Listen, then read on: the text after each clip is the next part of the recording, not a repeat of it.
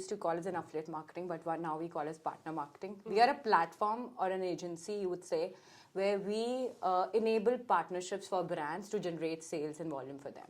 We are the biggest ROI and ROAS driven channel for any brand which we can vouch for. So we won't get the engagement from big influencers, but there is a wave of 1K to 100K follower people, and you'll see the real engagement coming. So brands are going there. We will work more on the conversion flow for that brand. But if there's a brand who works in like a new brand or SME brand where we need to work on awareness, then we create content with big influencers, create that awareness. Then we have a consideration where you have seen a lot of price comparison, tech review sites who will review about the product, who help in considering the product.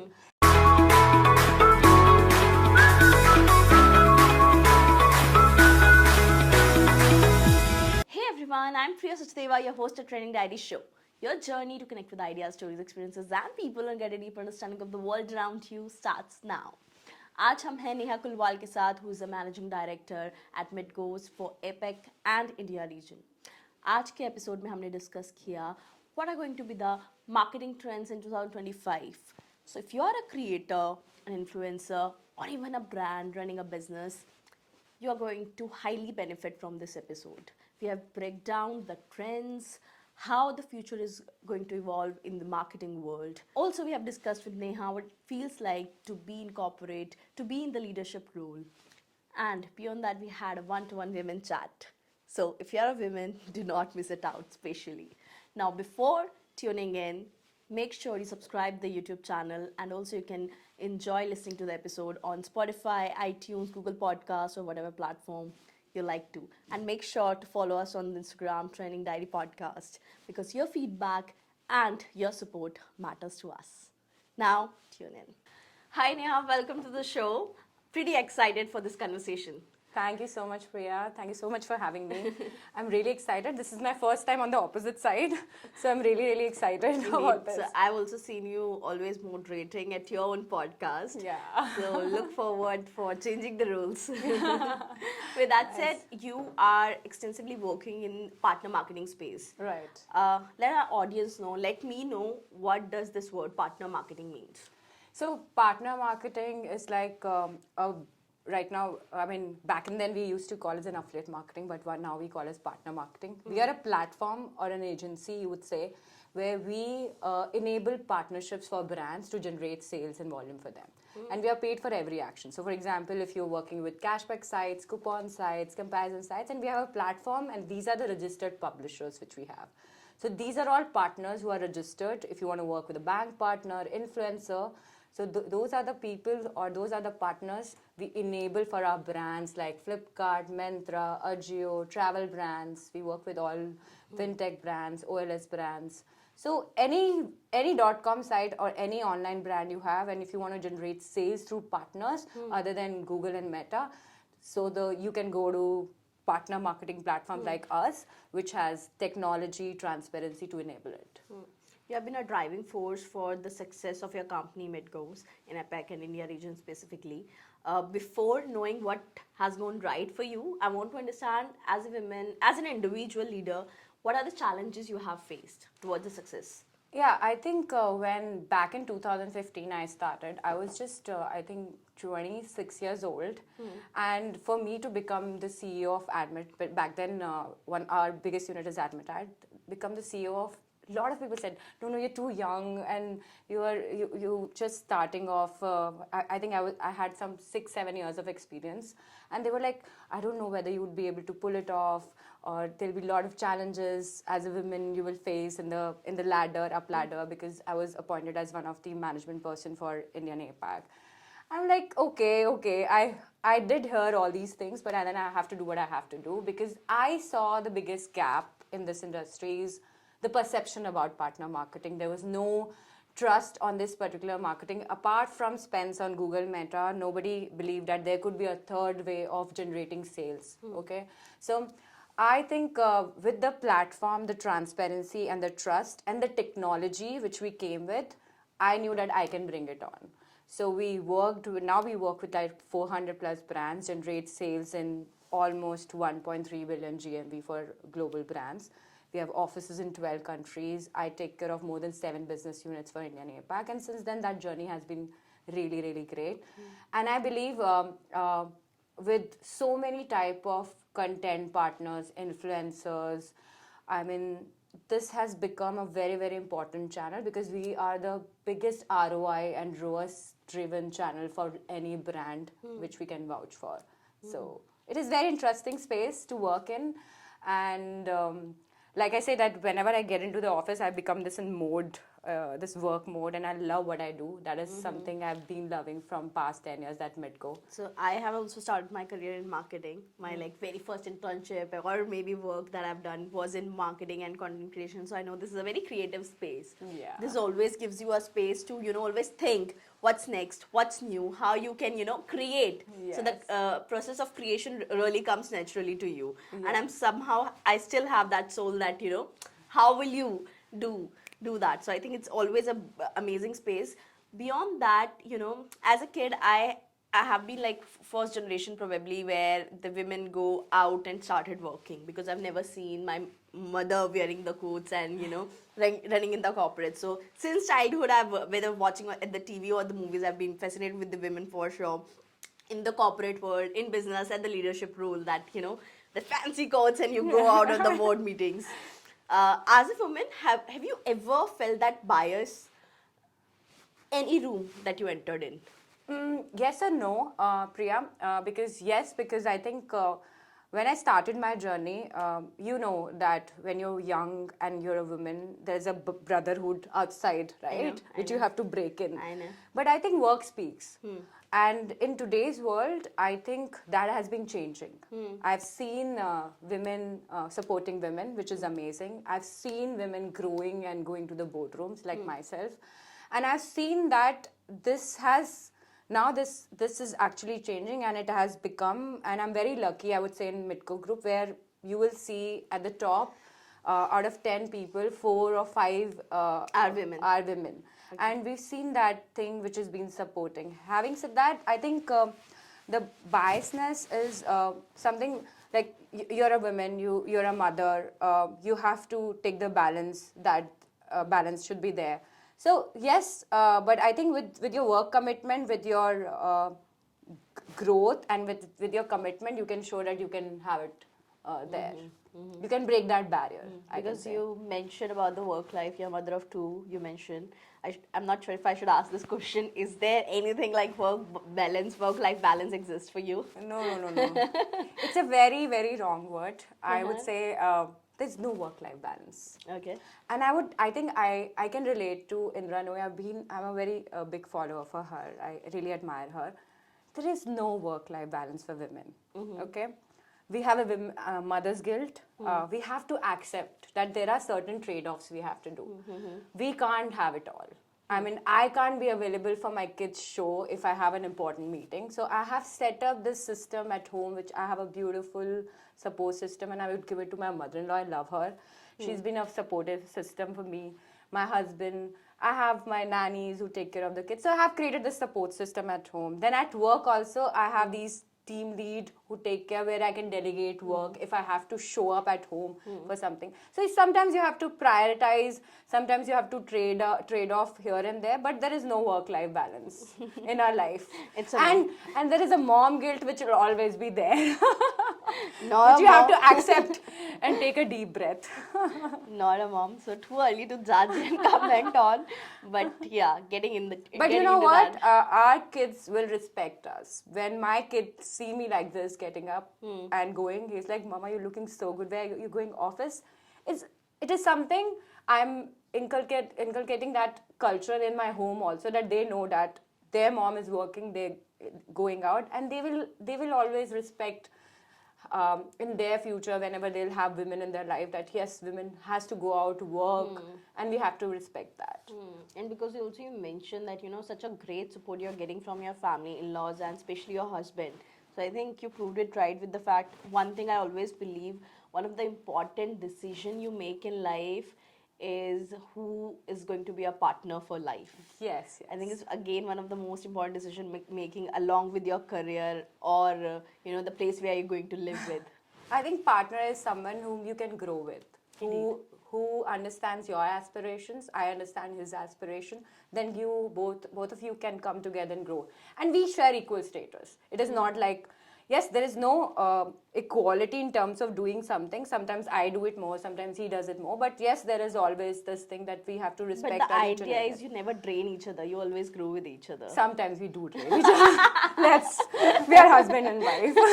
There is no way we won't drain each other. Okay, no bedroom talks. Leave it. Okay, coming back to the marketing trends and insights, want to know, you are someone who have been working in this field extensively. What do you think? How brands, the world of influencer marketing, the world of this creator space is going to evolve in 2025 and years ahead? What's your thought and idea on this? I think in 2025 and coming years, the biggest marketing trends would be that one is that we are going cookie-less. I mean, Google is coming with their update, right? There are no third-party cooking. So as a company, we are promoting S2S integration with our clients. जहाँ पे भी we need proper attribution. आज के time पे सबसे बड़ी problem एक marketer की है that where the attribution is coming from, which sale is going, which is the touch point. So that is something we are trying to solve with first party cookies, where the attribution is right for them to give it to any partner. Then you will see that there's this micro influencers. Now it is, you won't get the engagement from big influencers, but there is a wave of 1K to 100K follower people, and you'll see the real engagement coming. So brands are going there. Then you'll see AI coming into the play of be it chatbots, messages, messengers, all these things are coming up with this. Then you will see short form videos, shoppable content. I mean, social commerce and content commerce has become a very big thing. We as a company have also launched a platform called Trendweave. It is a platform for influencers. We call it affluencers, where influencers are becoming affiliates. They can pick up the brand's products and they get paid for every sale they generate through. Okay. So one influencer can create a shop and can actually put links of the products they like, and they can actually refer it to their users. And next wave is users. Users are the biggest word of mouth for brands, right? And brands has to look at user reviews, user generated content. I've seen a lot of AI tools have come to create user generated content, and users are the biggest people who are going to vouch for your brand. So that is something, as a future trend which is going on. And yes, I think from influencers to AI to content marketing to shoppable commerce, these are the thing which are becoming the marketing thing for everyone. That. So just want to make it more practical for the brands, let's say. Just imagine a scenario where you have 1 CR for your marketing budget for this particular year, right? And you want to contribute, or what do we say, allocate or bifurcate this budget for the creator space or the influencer marketing space. Can you give us a real-time value or real-time percentage, maybe, how you will bifurcate it? When I say bifurcate it, in terms of how much you are going to do for micro-influencers or nano-influencers or maybe the big influencers, or how will you do that? So if you see a marketing funnel, there's awareness, then consideration, and then the conversion flow comes up. And for a brand, it depends on the brand at what stage they are. If they're a matured brand, for them the awareness is already there, right? So we will work more on the conversion flow for that brand. But if there's a brand who works in like a new brand or SME brand where we need to work on awareness, then we create content with big influencers, create that awareness. Then we have a consideration where you have seen a lot of price comparison, tech review sites who will review about the product, who help in considering the product. And then we'll talk about all those offers like coupon, cashback, all these which helps you to generate sale at the last mile. So we have created this full marketing funnel for our brands, where we, according to the brand where they are at, so we generate sales. I'll give an example, like we work with Nykaa or we work with Myntra. We do bifurcate, make cohorts in terms of whether we want to work with coupon sites, cashback site, content, influencers. So we create these review sites. if it is a electronic brand, so we will create a lot of YouTube videos of unboxing, creating reviews about the product. So this is how we generate Just again, content. going back to the question, I just want to be more practical for a brand who is watching. Yeah. If they have 1 CR as a budget or maybe a 10 lakh, I just want this percentage to be given. Ki this much they has to, you as a brand owner, how will you do it? So one is that we'll be committing the ROAS. If they give me a 1 CR budget, I will be committing them that you'll get a 10x out of it. So I'll give a revenue of 10 CR to them. So that is something.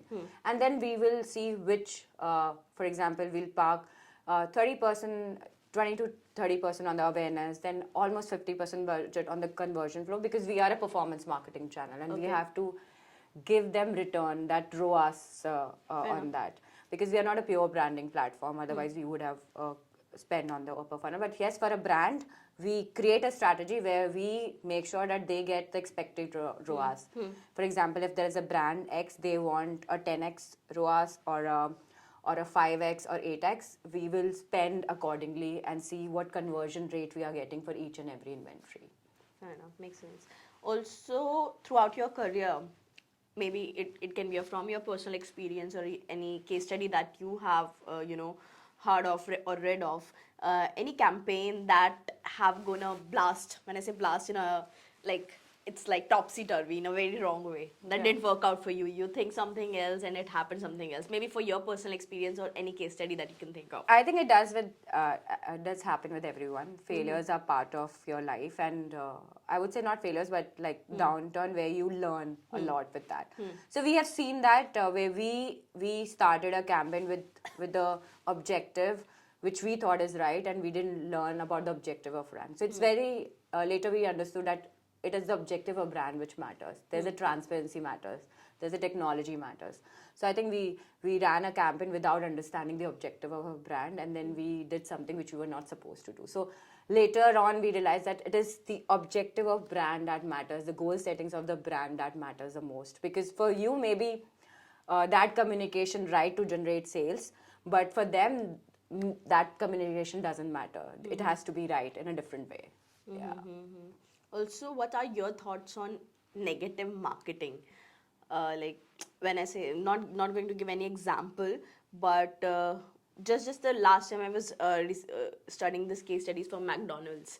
So before launching, they were launching some of their wrap or maybe burgers. So how did it initially? They have made this rumor that this burger is such a flop. No one is liking it, no one is eating it, and then again they come up with something else. So first they do the negative PR and then come up with something bang. So just an idea, like I personally do not think that is just a very personal perspective. There's nothing like negative marketing or negative PR. It's just a PR. It's just another way of another nuisance of creating the buzz around it. Yeah, eventually users are not fooled now. Consumers are very, very smart. Okay. So if a brand try to start with a negative, for a short term, this PR and this marketing works. But for a long term, I think a brand which is more relatable to consumers and more authentic and committed to what they're saying is right is very important. So if today consumers have so much power in terms of reaching out, writing, everything they can do, like social media is open. We have all freedom, so you know what freedom of speech can do.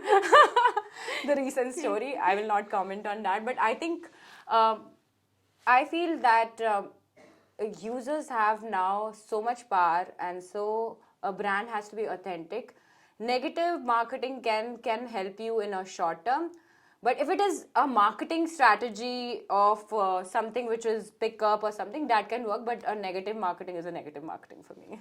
Okay, you think that it comes with a tag. Yeah. It comes with a label. Okay, fair enough. Yeah. With that said, let's jump onto something fiery. Let's make it a little more light. Okay. So I'll ask just few questions from you. You have to be quick, can be witty. Okay. Just be rapid and oh my fiery. God, I'm very scared. So one word that describes you the best. I think curious. I've always been very, very High eager five, to this learn. is mine too. I always want to learn. I always want to do something. I'm a very fidgety, very unsettled person that way. But yes, I want to learn all the time. I think that's why internet space is mine. That's why I like Likewise. it. A business leader you admire the most? Indra Nooyi. Any day. I love her because one is that I do relate with her. One is that she's worked in a corporate setup where she has grown with that. I have also, first I was a country manager, then I was a managing director, and I've seen it all, did it all. You won't believe, recently, I just finished a week before her this biography. Yeah, I love it. I've read it. So I feel that I can relate with her so much, and I admire her so much. That She's amazing, yeah. definitely. One marketing jargon you secretly hate? Disruptive innovation. Is there Even any word like that? Yeah, like we have an innovation. There's a trend. People pick it up, and they go, "This is called an innovation." I think, every their marketing strategy, they will write, "This is an innovation." Sometimes it's not an innovation; it's a trend, which is a short term. So I think disruptive innovation is a very, very big word to say. If you would have dinner with any three people, dead or alive, who would they be? Dead or alive? I think one is Steve Jobs. Okay. I want to understand the way he's actually have this innovation and the way he created so many books I have read how he's actually created a system of leadership, innovation, ideation. He's the Bap of marketing. Yeah, he's the Bap of marketing. Like what he did to Apple. I know. I mean, it's amazing. I think Ratan Tata for his integrity, ethical, and philanthropy, what he did for the society, giving back to the society. I really want to learn. I know he's no more. That's sad, but if I given a chance to go back and meet him, I would definitely do it. And I think third is Narendra Modi. Okay. Thank God you have taken one alive person here. I think I really want to probably meet him and understand the complexities of running this diverse country. And also, I really like the way he's updated about all the digital transformation and startups thing everything is doing. I think no matter how much critics he has or appraiser, but he's Yeah, a great politics. man, and I think he's doing whatever he's doing. It's brilliant. Yeah, I don't have. I mean, I wouldn't say because it is very difficult to run a country like India, right? It has sometimes you do right, sometimes you wrong. Any country means you're responsible for billions of people. So you can't have it all, right? Yeah. One thing you can't start your day without. I think kissing my kids. I have to kiss my kids. I mean, I get up and a cup of coffee, of course. I'm a coffee person. A quote you live by. I think believe you can and you're halfway through. I think there's a very famous quote by, I think, Mr. Abdul Kalam that dream, dream, dream, then you turn into thoughts and thoughts into reality. It's something I feel that once you believe you can achieve it, and you have to create that passion and that dream has to be there, that becomes in thoughts and it eventually becomes reality. I really feel that. I like it. So recently we had this podcast on manifestation with a life design coach called Seema Mida and Nupur. So where they mention about some stories and whatever you sometimes you listen people talking on the podcast or in interviews, where I really like this fact how these all good people who are doing great things, legendary things, they almost said one thing alike, which is before happening in front of people, it has already happened in my mind. Yeah. So I love that part. I think it's crazy. If you could swap lives with any famous entrepreneur for a day, who would it be and why? I'll not restrict it to entrepreneur. It can be any person though. Okay. I think I'll go with Falguni Nayar. She's amazing the way she's running the Nykaa. She's amazing as an entrepreneur. I would actually want to learn how she's running such a big empire and the beauty, the kind of disrupt she could create in the beauty space in India. She was the first one to create that disruption. So, yeah. What's your me time look like? My me time, I think binging on my favorite shows. I love watching documentaries. And What have been your favorite documentary or anything good you have watched recently? I like I watched that We Crashed series, right? I like documentaries of real people. We Crashed because it is about women. So We Crashed is about WeWork, how it started and went off. Then I watched this movie called Intern, in which how a woman is leading The and whole balancing space, that yeah. life. So something I can relate to. Yeah. One guilty pleasure that you're not guilty about. Uh, yeah, I am a Marwadi. I love bhujia, makhan Okay. bread. मैं वो खाऊंगी जब भी I'm not on my diet and on my strict Okay, this bhujia. thing. For me, So we have this joke around in my Marwadi friends that it's the only nasha that they. yeah. And second is watching Netflix movie, which is dead romantic and having popcorn. As someone doing really great in your career, what's one personal habit that you have loved over the years, or maybe that is helping you a lot? Any one personal habit? I think being consistent and discipline, be it workout, be it consistent in your work, in terms of even though at times you're low, you have less motivation, but always show up, always come up. I mean, I go into office and I forget everything and then I have to do what I have to do. Sometimes I achieve, sometimes I don't achieve, I have to learn, but I always feel that being consistent is very, very important. Best compliment you have received? Best compliment. Tricky. I have to say good thing about me. But I think I feel that you are because of your team. So I think the best compliment I have got from my team that when I grow with people. So I help them to I grow think there's with me. nothing better compliment you can listen from your people as a leader. Yeah, I have team who are working from past 7-8 years with me, and they have grown from account managers to team leads. So something which I feel that if you grow, you have to grow with your people. People are the best. Last thing that I'm curious to know, Neha, this is the one thing we always ask to our guests before ending the podcast. So, what is the one trend that you like to see more evolving in the new world? It can be related to the work or your perspective. One trend, any trend that you like to see more embraced in the new era. I think it is already going, but I think one trend which I want to see is people taking care of their mental health and working. I mean, more physical, more working out. You have to get your health checkups done on the time or something, which I want to see. This is on personal front. On the corporates world, I think more and more women coming and working and showing up their space and breaking those barriers, which I really want to vouch for and create that. I think it's already happening. You're Yeah, but right. I want more to it. more Definitely, yeah. look forward to see more women at the boardrooms, on the customer front and coming and literally leading the way. Because I personally believe, no bias, but when women become the leaders, they are my favorites. So yeah. With that said, thank you so much. Thank you it so was much. so easy to talk to you. It just flowed. Thank you so much. Thank you. Okay.